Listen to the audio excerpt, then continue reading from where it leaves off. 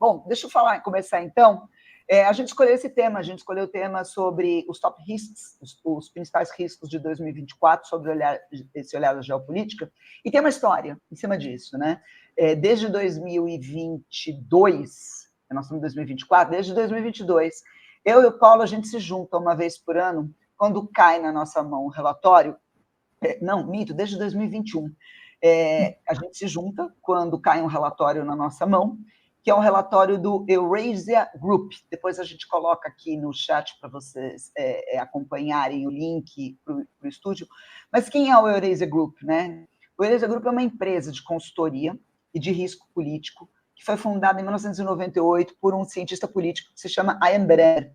A Eurasia Group ela tem escritórios em Nova York, em Washington, em Londres, em Tóquio, aqui em São Paulo, em São Francisco, em Singapura. E o que a Eurasia Group faz?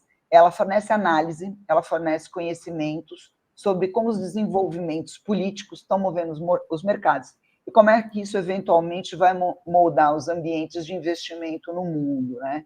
Então, a gente pode dizer que ela é a maior, se não uma das maiores consultorias de risco político do mundo, tá?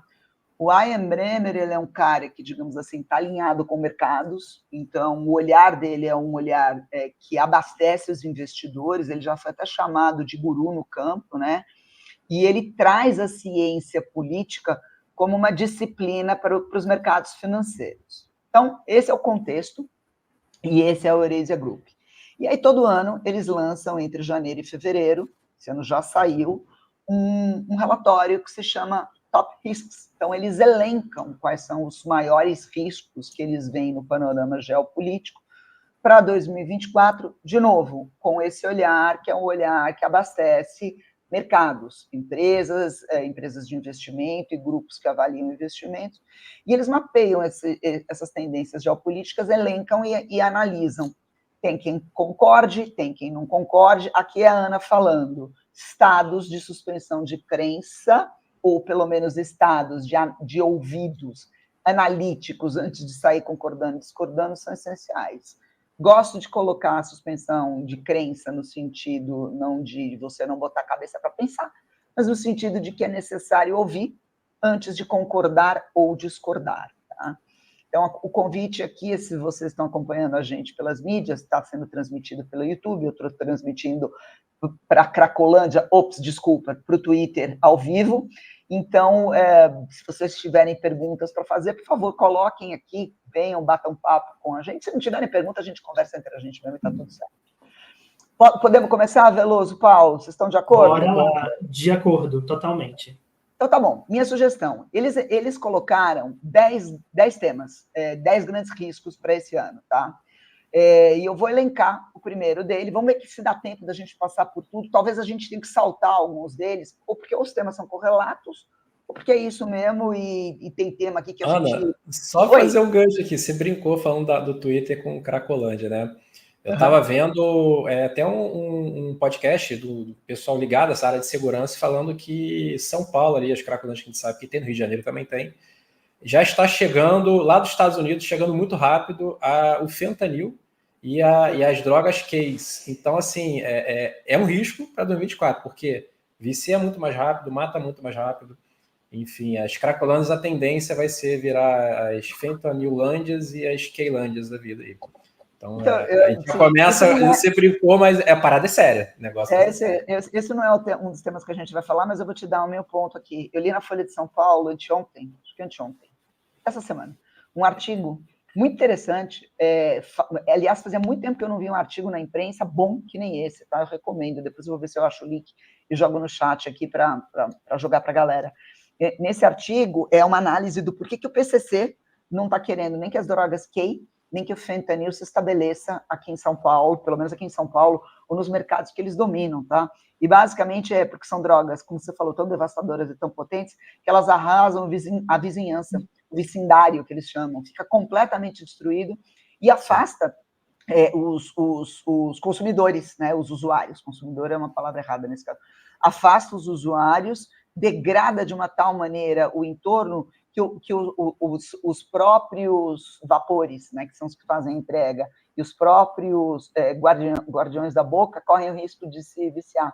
Então, Veloso, a gente vai ter aí uma análise interessante, triste, mas interessante para ver na próxima temporada, se efetivamente o vice humano vai ganhar do notório, da notória capacidade de gerenciamento que o PCC tem dos negócios deles.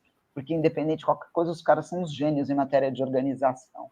Mas fica o ponto aqui. Paulo, você quer falar alguma coisa disso antes da gente começar? Não, eu acho bastante interessante esse equilíbrio empresarial, entre aspas, muitas aspas, que algumas organizações criminosas têm entre conseguir estabelecer o custo-benefício do dano do vício versus a lucratividade em cima disso. Eu cheguei a ler esse artigo e, assim, a princípio a gente acha que o que eles querem é quanto mais viciar, melhor, e independente de qualquer coisa, mas tem muitas variáveis ali envolvidas.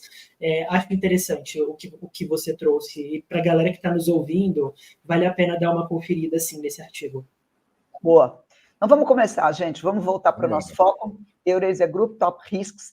Eu vou começar muito rapidamente fazendo como é a minha tradição, lendo um pedacinho da introdução e já chamando para o primeiro risco, tá? Como é que o Ian Bremmer chama 2024? Ele fala que 2024 é o ano horrível e politicamente é o Voldemort da década, o ano que não deve ser nomeado. Por que ele fala isso? Porque 3 guerras vão dominar, na visão dele, seguir dominando.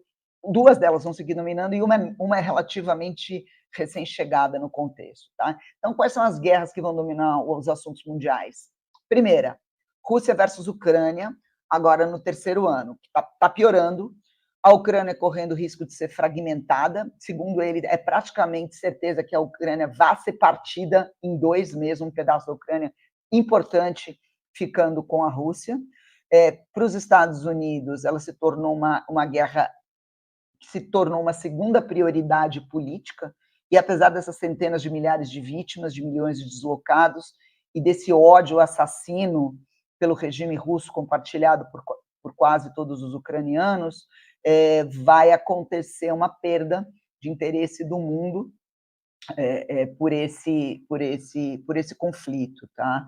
E aí a gente vai entrar nisso. Essa é a primeira guerra. A segunda guerra, Israel-Hamas, que está piorando, né?